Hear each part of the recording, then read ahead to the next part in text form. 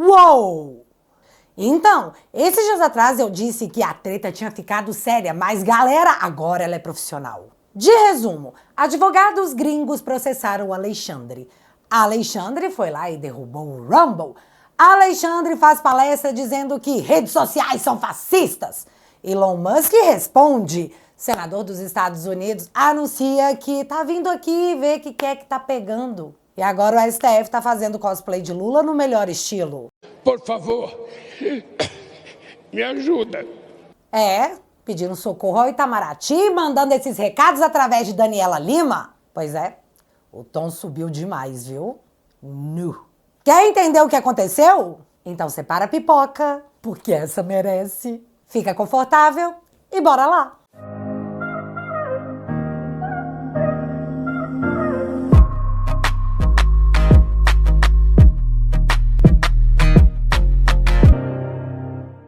Gente, eu tava no melhor nível de... Eu estou sentindo uma treta! Quando eu vi que o advogado que tá processando o Alexandre de Moraes estava falando português e estava super disponível para dar entrevistas às emissoras tupiniquenses. Esse cara consegue constranger os militantes, que também atuam como jornalistas, ao responder coisas simples, como essa aqui. Não, só para deixar claro, então a Rumble não deve recorrer do bloqueio da plataforma aqui no país. Isso está definido? Não recorre sobre isso. É que recorreria para quem? Não tem autoridade acima do Alexandre de Moraes. E esse som de grilos foi eu que coloquei, porque teve um silêncio tão profundo após a resposta que só cabia isso, gente. Som de grilos. Mas tá, isso aí foi só um detalhe, porque não foi do nada que a paciência acabou. É porque o discurso dos próprios ministros também subiu bastante. Eu não sei se vocês já viram, mas é necessário que revejam, porque isso é um contexto importante do que rolou e o porquê a treta virou coisa de gente grande. Alexandre aparece para dizer: há uma instrumentalização das redes sociais por grupos econômicos e ideologicamente fascistas de extrema-direita para corroer a democracia por dentro.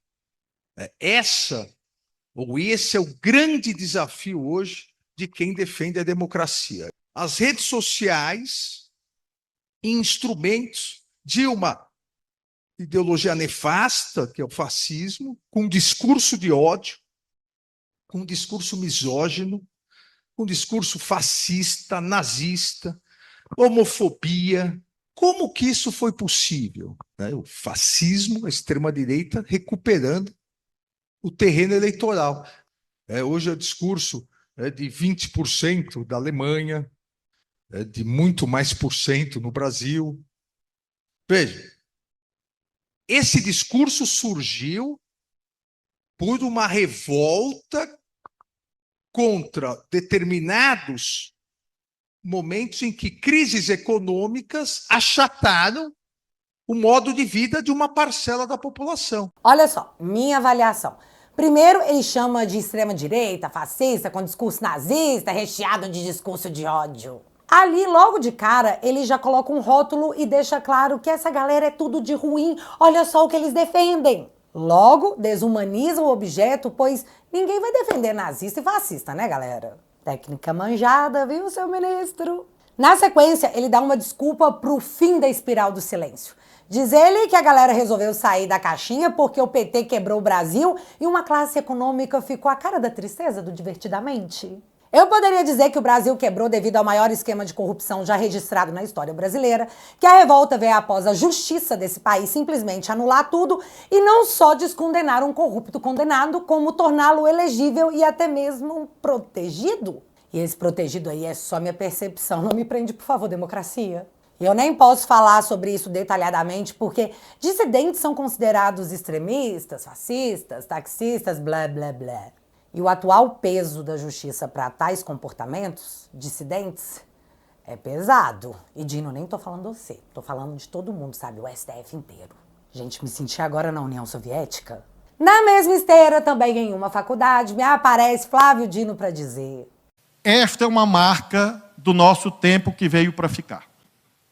Essa ideia de autoprotagonismo, que não pode significar protagonismo total, Mas esse autoprotagonismo do Poder Judiciário no Brasil é algo que veio para ficar, a minha ótica.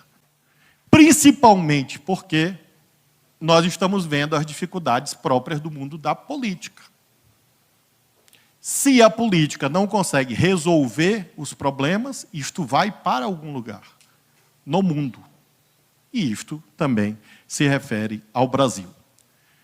O Supremo, portanto, a meu ver, independentemente da coragem ou da opção teórica de cada julgador, está, entre aspas, condenado, entre aspas, a arbitrar temas políticos, econômicos e sociais, o que significa dizer que nós vamos continuar apanhando muito. Vocês entenderam?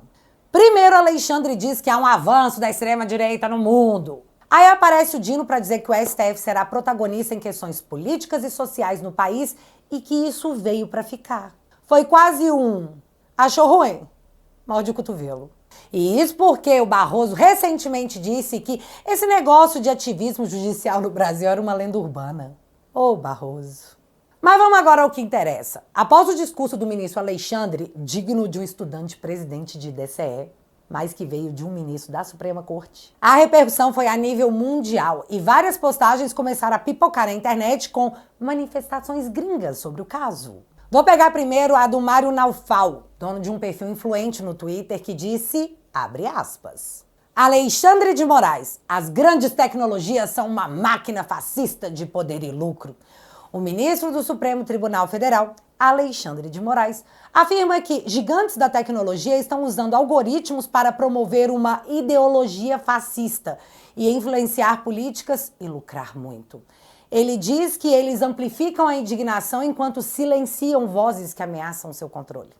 Ele também criticou o Twitter, sugerindo que a plataforma de Elon Musk priorize o engajamento em vez da verdade.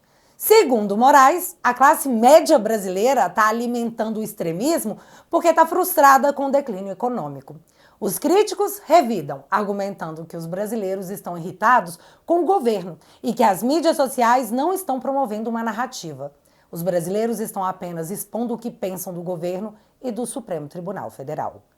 Fecha aspas. Aí, quando ninguém esperava, Elon Musk respondeu a postagem com uma pergunta. O Alexandre não possui propriedades na América? Então me aparece Paulo Figueiredo para responder. Aspas para o Paulo. Ele não precisa. Assim que ele for acionado à lista SND da OFAC, todas as instituições financeiras imediatamente fecham suas contas bancárias, incluindo as do Brasil, para que não sejam sujeitas a sanções secundárias. O presidente Trump pode fazer isso a qualquer momento, a seu critério, por meio da lei Magnitsky. Fecha aspas. E então Elon Musk responde? Interessante. E eis o fogo no parquinho que nem chuva vai apagar. Só para você entender, a lista SND é uma lista de pessoas e entidades que possuem seus ativos bloqueados pelos Estados Unidos. Já a OFAC é uma agência do Tesouro americano que aplica sanções econômicas e comerciais. Agora, a lei Magnitsky, de alcance global, permite que o governo americano aplique sanções a qualquer pessoa ou entidade em qualquer país que esteja envolvida em graves violações dos direitos humanos ou em atos significativos de corrupção. Essa medida também causa bloqueio de ativos nos Estados Unidos, assim como revogação de visto. E o Elon Musk achou interessante. Mas não para por aí, já que nessa quarta os deputados dos Estados Unidos votarão em uma comissão um projeto para barrar Alexandre de Moraes no país.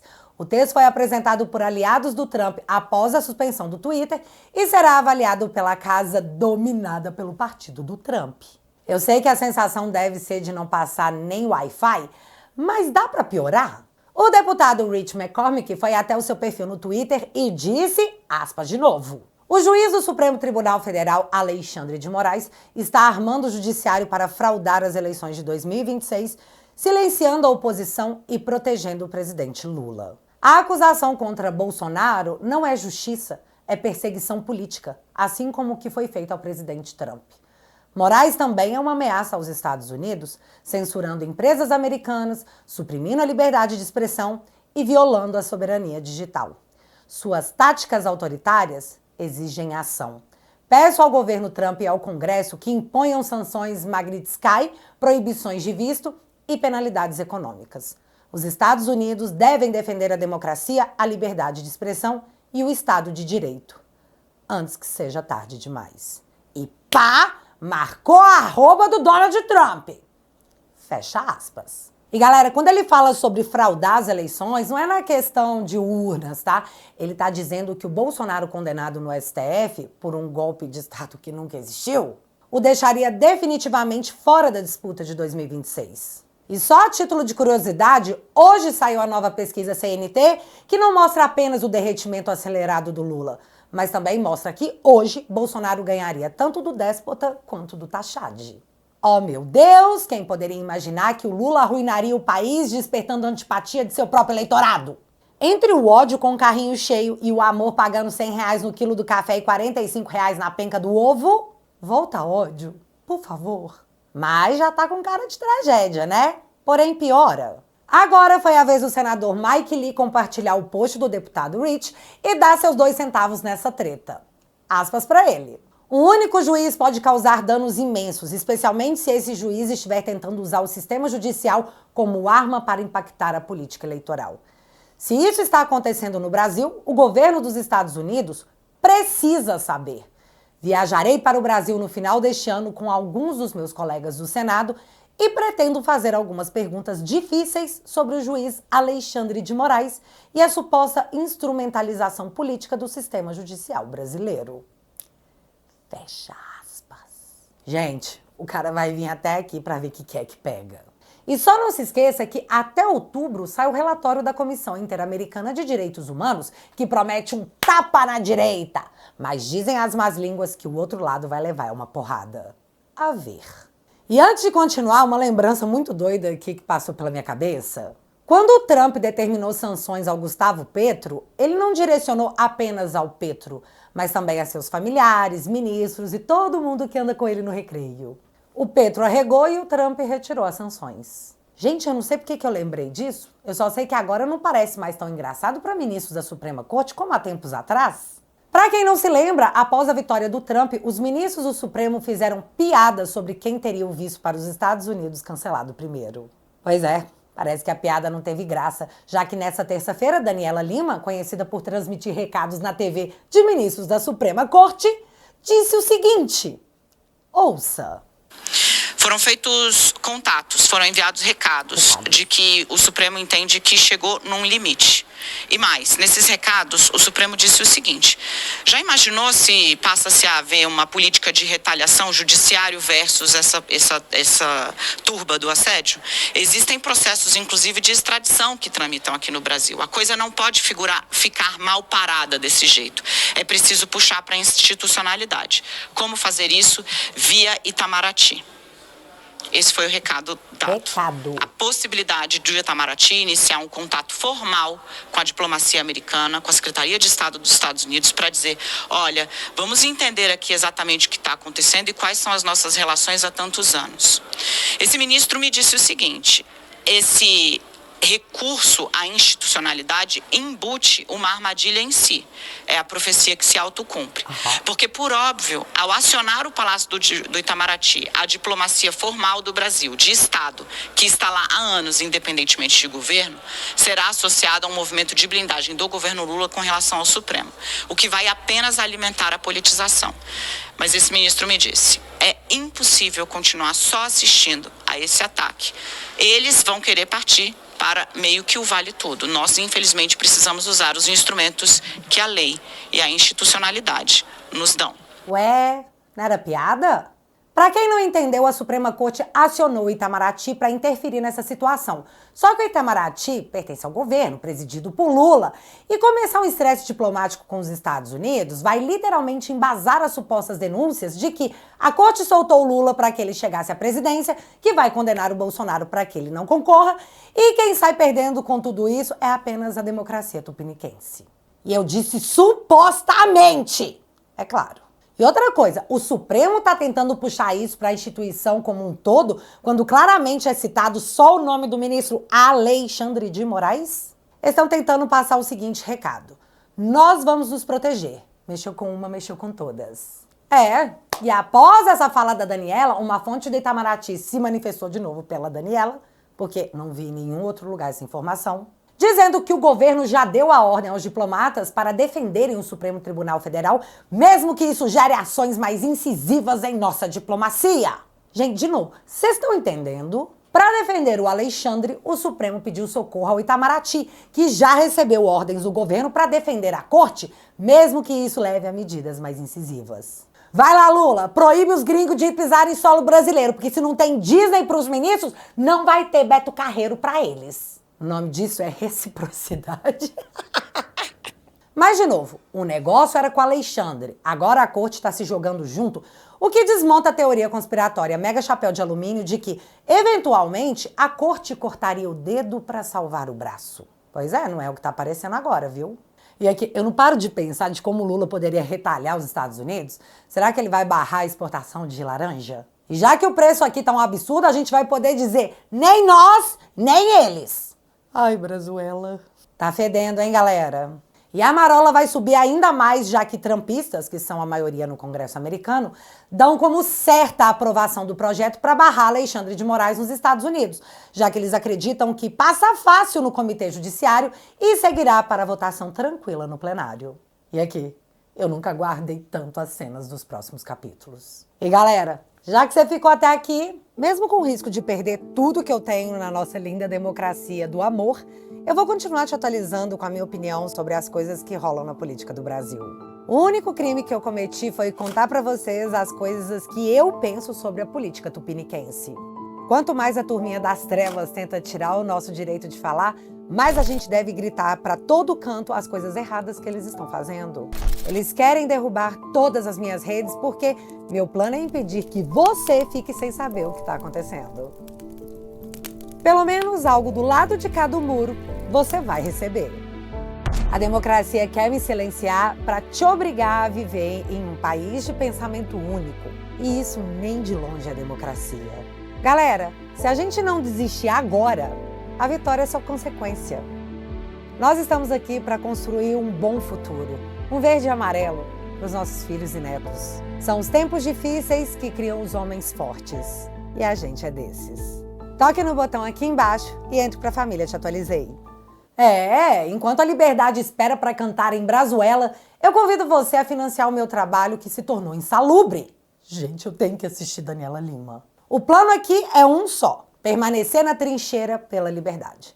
E às vezes dá medo, eu sei, mas a gente vai com medo mesmo porque estamos todos nessa mesma trincheira. E acredite, não estar sozinho faz toda a diferença. Assinando teatualizei.app por 10 bonouros por mês, você financia o meu trabalho e em troca eu te ofereço conteúdos exclusivos para você maratonar quando quiser. E para aqueles que não abrem mão do repelente contrapetista, assinando o plano vitalício você leva de brinde esse boné maravilhoso. Porque quem não sabe brincar, não deve descer pro play. Viu, Lula? Se você quiser e puder, o link vai estar fixado aqui no primeiro comentário. E desde já, muito obrigada. Mas agora eu quero saber de vocês. Essa mega treta promete ou é só espuma? Me conta aqui nos comentários que eu quero saber. Se você ainda não é inscrito aqui no meu canal, meu amigo, se inscreve e deixa seu like. Porque você já sabe, acontecendo alguma coisa de relevante ou irrelevante, a gente volta. Beijos, galera. Fui.